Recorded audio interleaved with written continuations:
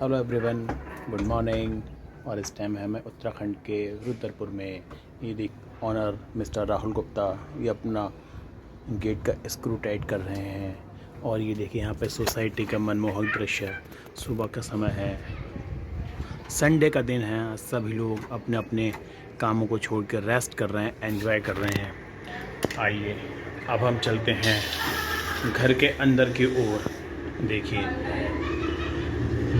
पापा, मम्मी, ये देखिए, ये देखिए किचन में क्या हो रहा है।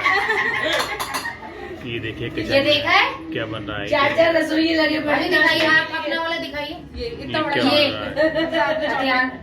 ये भिंडी कट रही है, भिंडी, शिमला मिर्च, शिमला मिर्च कट रही है।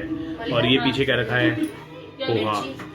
आज हम संडे का ब्रेकफास्ट की तैयारी हो रही है। ब्रेकफास्ट में है पोहा। मेघा, मुनिका और मलिका हंस के दिखाओ एक बार जरा। तुम्हारा करेक्टर डन। सारे खड़े